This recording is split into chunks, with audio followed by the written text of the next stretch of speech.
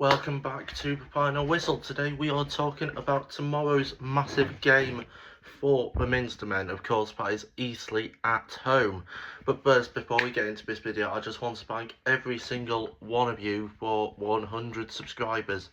It means more than you think, so again, thank you. Of course, if you like these videos, please like and subscribe for more York City content like this. Of course, Eastleigh's last game was at home to Carlisle, a game in which they did lose 2-1 to Mark Hughes' side. Will they go up? Carlisle, I mean Eastleigh are 19th, so they're in a bit of a relegation battle. Potentially, especially if 3-up doesn't happen by, I don't know, 2030. Of course, York's last game, Bournemouth 3, York 2.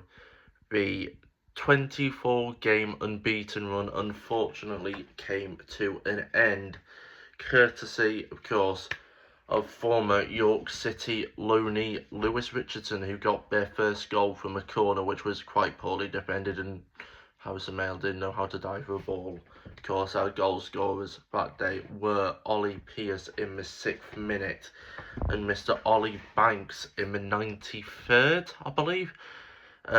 So disappointing results, obviously, because of course Rochdale, did win against Brackley. We were all hoping for a miracle, but unlike Simple Minds, Brackley didn't promise us a miracle. That was awful. Of course, for players to look out for the Minster men, of course, I would have to say Ollie Banks. He has been one of our best players this season. Whether he starts, comes off the bench, he's just been absolutely magnificent for us. Of course, if you don't know, my uncle's actually a Chesterfield fan, so he was a bit disappointed with him leaving for us, but hey, we're just simply the better team.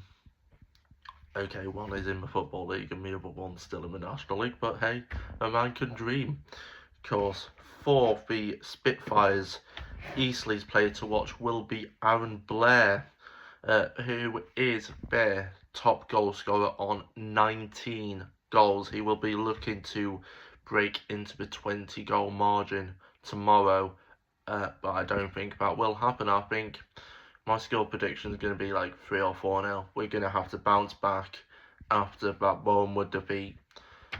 Tickets are still on sale, so we need you all behind the lads tomorrow to ensure we keep the pressure on Rochdale.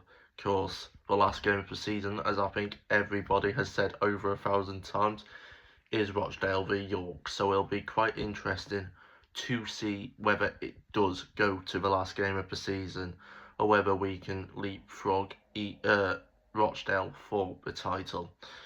Of course, the last game against the Spitfires was away in Eastleigh.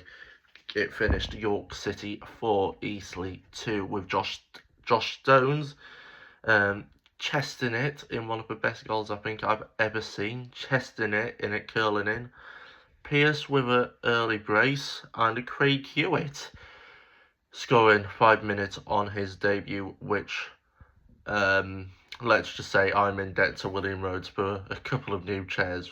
I'll leave my Instagram linked below if you want to see me fall comically off a chair. Of course, Craig Hewitt, one of the better bench players this season in the National League. Bit unfortunate. He might actually start tomorrow because, of course, Josh Stones did get sent off against Bournemouth. I was watching it on his own, so I don't know. It didn't look like there was any contact, but if anyone was at the ground and saw it with their own eyes, please feel free to comment whether it was actually the correct decision to send Stones off for a second yellow.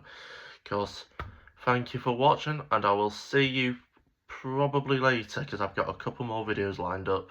See you later.